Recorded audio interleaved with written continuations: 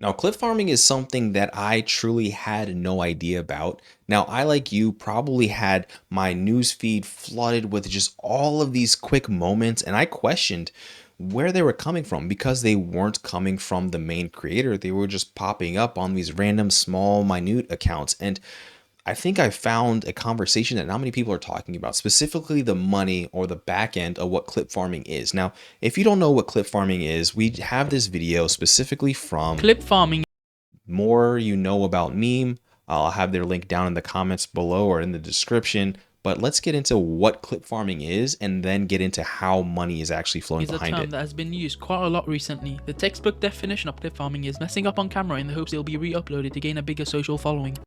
Now, if you don't know, content creators are finding all of these macro moments, and that's all live streaming is, right? Live streaming is just all about the hyper antics to simply just clip. Because right now, if you don't know, being a streamer, being a live stream content creator is really hard to grow off of. Its discoverability is not there. And the main way to get views, to be seen, is to clip up those micro moments, throw them on TikTok, IG, YouTube Shorts, wherever it is, as fast as possible. But I'm going to get into the back end of how small content creators specifically grow from this. The founder of clip farming goes to Jinxie, who is currently one of the biggest streamers on Twitch. He plays different games on stream, but mainly Rainbow Six Siege. Over the past year or so, there has been a lot of clips of him going viral on social media, mainly TikTok and Instagram, where they are just funny segments of his stream. These moments started becoming so common that people Now, obviously, he's not going to be the OG of it. There's so many other content creators who did it before it. We just never knew what it was until most people started actually, making a massive career off of this. started commenting on the video saying that he's clip farming. People started collecting all of his clip farming segments with the forced reactions on stream, creating multiple compilations that could go on for hours. The caption on the video is "Bro farm 10 clips in 1 minute." The comments on the video are quite one-sided. For example, another hard watch from Jinxie. Jinxie got that so random humor. How do you guys watch this short? Another example is when he's opening packs live on stream, pulling a purple pack where he starts to pray and glades Tom Clancy. The comments on the video have mixed reactions. For example, y'all saying he's clip farming and then post the clips like, "What? Bro's falling off so hard. The queen's fading fast." A few more weeks go by and a clip of his goes mega viral where he coughs, and within the same second he reads off a comment, which is unlikely to happen unless they could see into the future, and he apparently also had a 1 minute delay on his stream. If you don't understand what that means, it's what you see during the stream that has already happened 1 minute prior. People noticed this and called him out for it. For example, Fearbuck on Twitter said, "This clip is hilarious because Jinxie really faked a cough because there's no way someone in his chat typed that so fast," with the replies acknowledging the 1 minute delay on his stream. Not only have people called him out for it, but streamers like Jason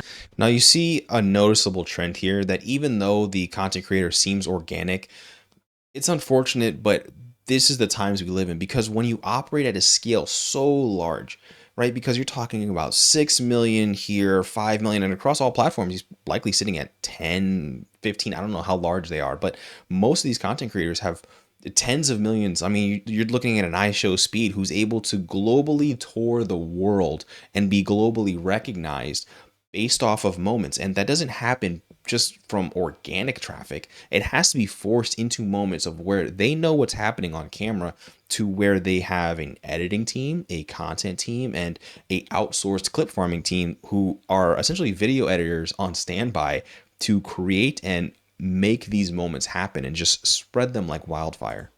Ronaldo and Lacey, who are a part of the new phase, have been repeatedly saying the phrase with a fake laugh. "You cough like an iPad kid." Alright.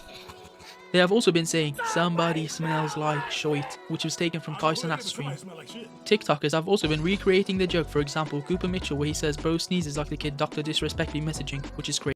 So you guys get the gist of it, right? It's just essentially faked moments to monetarily clip up all of these moments, right? Like, so when I mean monetarily, I mean actual money, right? This is WAP.com, which, if you don't know, I sort of fell down this rabbit hole because of my Iman Godzi videos, right? But what this is a platform which has other things in it, but it also has where you can hire clip farmers.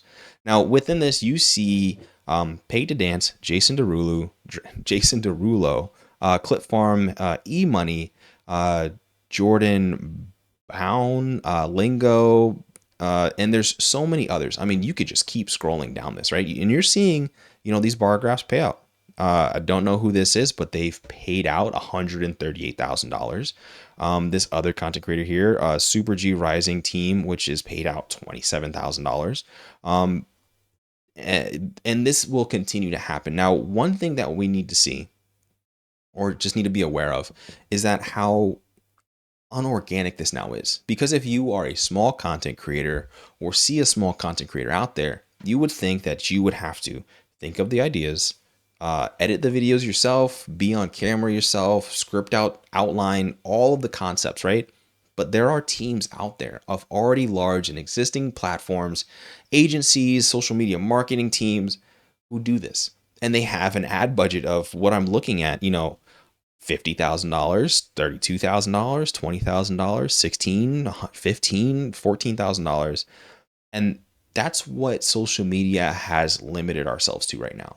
Right now, we're unfortunately seeing the rise of just clip armies. And whether you want to believe this or not, and it's unfortunate, but we're seeing all of the largest content creators tell you exactly how they got to where they are. What is your message to all the other potential Rays out there that want to meet a streamer and change their life? Oh, I'll say, if you want to be a streamer, just clip farm for 2 hours and then edit, post on TikTok, and maybe believe God, and then clip farm.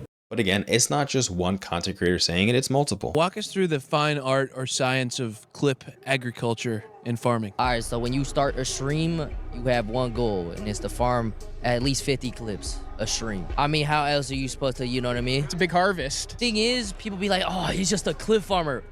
How else are you supposed to? Me, though, I'm not as professional as Ron Lacey. Definitely living in a house with Ron. Now, again, you're seeing a trend here where if you are a small content creator trying to grow over time, you have to play the game. Now, there's two ways to grow. It's from long form or from short form.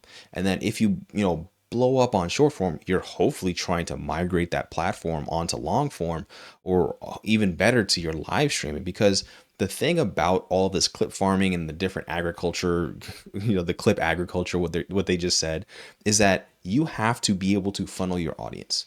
And if you're funneling your audience from short form to long form, and they actually see that you're just fake, they're not going to stick. So you're just going to have wasted effort of what you're doing. But what you're seeing right now is the over fake aspect of what it is to be a content creator. But we're also seeing some of the most and largest content creators doing it. I made a video dedicated talking about the money behind iShowSpeed and Kai Cenat, and they're all making tens of millions of dollars in just 1 month.